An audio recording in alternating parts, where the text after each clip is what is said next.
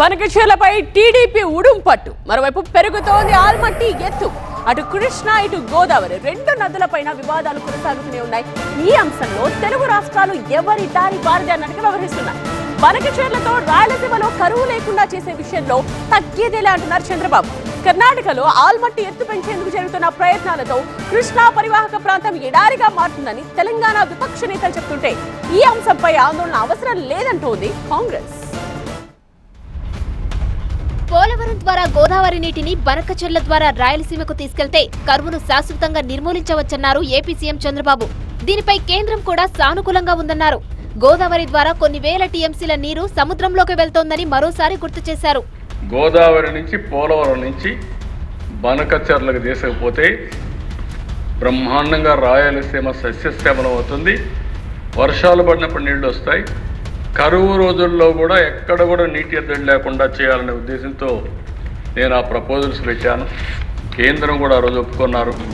ఆల్మట్టి ఎత్తు పెంపుతో కృష్ణా జలాల్లో తెలంగాణ శాశ్వతంగా హక్కు కోల్పోతుందని ఆందోళన వ్యక్తం చేశారు కేటీఆర్. సుప్రీంలో కేసు ఉండగా కర్ణాటక కాంగ్రెస్ ప్రభుత్వం దుర్మార్గపు నిర్ణయం తీసుకుంటే రేవంత్ ఎందుకు మౌనంగా ఉన్నారు అని ప్రశ్నించారు.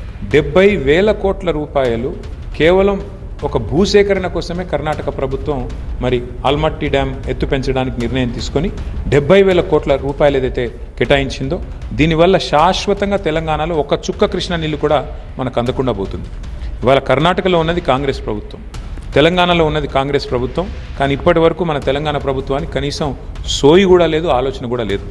దున్నపోతు మీద వానబడ్డట్టు రేవంత్ రెడ్డి గారు ఇవాళ ఎక్కడో ఢిల్లీలో జల్సాలు చేస్తూ ఇక్కడ కనీసం తెలంగాణ ప్రాంత రైతాంగానికి సంబంధించిన ఇంత ముఖ్యమైన సమస్య విషయంలో స్పందించడం లేదు.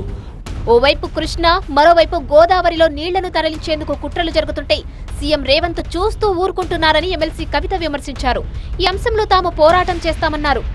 మరి 1,70,000 ఎకరాలను సేకరించడానికి 70,000 కోట్లను రిలీజ్ చేస్తూ మొన్న కర్ణాటక ప్రభుత్వం నిర్ణయం తీసుకున్నది. ఆ తీసుకున్నటువంటి నిర్ణయం మీద మీ వైఖరిని తెలంగాణ ప్రజలు గమనిస్తూ ఉన్నారు. మీరు నిజంగా పాలమూరు పులిబిడ్డనా లేకపోతే ఉట్టి పేపర్ టైగరా అన్నది ఈ ఆల్మట్టి ఎత్తు ఆపడంలో మీ సంగతి ఏందో తెలంగాణ ప్రజల ముందు బట్టబయలు కానుందని ఈ సందర్భంగా తెలియజేస్తూ, ఒక పక్కనేమో గోదావరిలో చంద్రబాబు నాయుడు గారు దోసుకుపోతుంటే చూసుకుంటూ ఊరుకుంటారు, ఇంకో పక్కనేమో కృష్ణా నదిని వాళ్ళు ఆడ ఆగబడుతుంటే మీ కాంగ్రెస్ ప్రభుత్వం ఉంది కాబట్టి చూసుకుంటూ ఊరుకుంటారు. కర్ణాటకలోనూ తెలంగాణలోనూ కాంగ్రెస్ ప్రభుత్వాలే ఉన్నాయన్నారు బీజేపీ ఎంపీ డీకే అరుణ. దీనిపై వెంటనే రాష్ట్ర ప్రభుత్వం స్పందించాలన్నారు. కర్ణాటకను ఒప్పించి ఆల్మట్టి ఎత్తు పెంచకుండా చూడాలన్నారు. ఇప్పుడు అక్కడ కాంగ్రెస్ ప్రభుత్వమే ఉంది, ఇక్కడ కాంగ్రెస్ ప్రభుత్వమే ఉంది.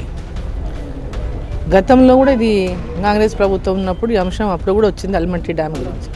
సో ఇప్పుడు ఇమ్మీడియట్గా వీళ్ళు స్పందించాలి, వాళ్ళ దగ్గరికి వెళ్ళాలి, మంత్రులు అందరు వెళ్ళేసి దీనివల్ల పెద్ద ఎత్తున ఈ ప్రాంతానికి తెలంగాణ ప్రాంతం నష్టం జరుగుతుంది. ఆల్రెడీ అక్కడ కర్ణాటకలో పెద్ద ఎత్తున ఆయకట్టు ఉంది, సాగునీటి సమస్య లేనటువంటి అనేక భూములు ఉన్నాయి. అక్కడ ఏం పెద్ద తెలంగాణలో ఉన్నటువంటి ఇబ్బంది అక్కడ ఏం లేదు. వీళ్ళు పోయి వాళ్ళని కన్విన్స్ చేయాలి, దాన్ని చేయకుండా ఆపుకోవాలి. రాష్ట్ర ప్రభుత్వం యొక్క బాధ్యత అది. రాష్ట్ర ప్రభుత్వం యొక్క బాధ్యత ఇమ్మీడియట్గా దాన్ని ఆపించాలి. అయితే ఆల్మట్టి ఎత్తు పెంచాలన్నది ఇప్పటికిప్పుడు తీసుకున్న నిర్ణయం కాదని కాంగ్రెస్ వాదిస్తోంది. ఎత్తు పెంచాలన్న ప్రతిపాదనపై సుప్రీంకోర్టు స్టే ఉందని కాంగ్రెస్ ఎంపీ చామల కిరణ్ కుమార్ రెడ్డి అన్నారు. ఎందుకు ఈ సబ్జెక్ట్ కొత్తది కాదు, ఈ సబ్జెక్ట్ గురించి ఇప్పుడు లేవనెత్తాల్సిన అంశం కాదు. ఈ సబ్జెక్ట్ గురించి మా ప్రభుత్వం సుప్రీంకోర్టులో 100% చిత్తశుద్ధితో పోరాటం చేస్తుంది.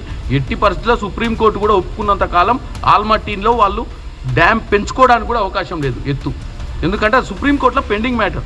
మరోవైపు ఇదే అంశాన్ని ఏపీ అసెంబ్లీలో ప్రస్తావించారు టీడీపీ ఎమ్మెల్యే సోమిరెడ్డి చంద్రమోహన్ రెడ్డి. ఆల్మట్టి ఎత్తు పెంచి 130 టీఎంసీల జలాలు తరలించుకోవడానికి కర్ణాటక ప్రభుత్వం నిర్ణయించిందన్నారు. ఈ అంశాన్ని సీరియస్ గా తీసుకోవాలని ప్రభుత్వాన్ని కోరారు.